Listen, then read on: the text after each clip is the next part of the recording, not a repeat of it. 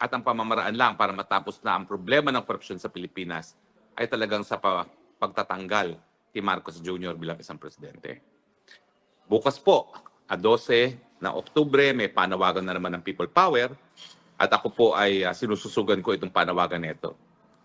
Maawa naman po tayo sa ating mga sarili. Trilyones na po wala sa korupsyon. Dati-dati bilyones lang, ngayon trilyones na.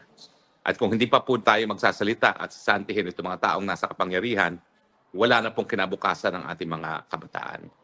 Maawa naman po tayo sa ating mga kabataan. Well, bukas po, merong nanawagan na ang People Power sa EDSA pa rin. Pero hindi po sa EDSA Shrine, hindi sa Aguinaldo, Camp Aguinaldo, kung hindi doon sa labas ng gate ng Forbes Park sa Buendia. Sinususugan ko rin po yan, ganyang panawagan, at ito po ay galing kay Congressman Miao Miao. Bakit po sa Forbes Park? Well, alam naman po natin ang Forbes Park ang tirahan ng pinakamayayaman na mga pamilya sa ating bayan. Kasama na po dyan si Tambaluslos, na for some reason, ang dami-daming bahay dyan sa Forbes Park. Hindi po bababa sa 6 ang bahay niya dyan. At ang isang bahay ngayon sa Forbes Park, hindi po bababa sa 2 bilyon ang presyo. Dyan din po nakatira ang Marcos Jr. na alam natin ay kabahagi ng pamilya na nasa listahan ng Guinness Book of World Records sa pinakakorap sa buong daigdig. May bahay din po dyan si Zaldico. At napakadami po mga congressman at senatong na may bahay din dyan sa Forbes Park.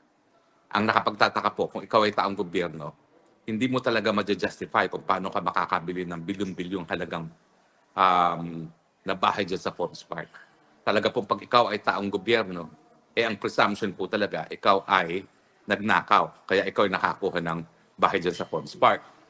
Kaya naman po tama na ang panawagan, ang People Power ngayon sa EDSA pa rin, pero imbis na doon sa lugar na pinangganapan ng EDSA 1 and EDSA 2, doon sa malapit sa EDSA Shrine at sa Corner Ortigas, dito naman tayo sa Buendia. Ito po ay symbolic dahil ito po ay pagprotesta sa pagnanakaw galing sa kaba ng taong bayan, dahilan kung bakit napakadaming residente ng Forbes Park ay nakatira ngayon dyan.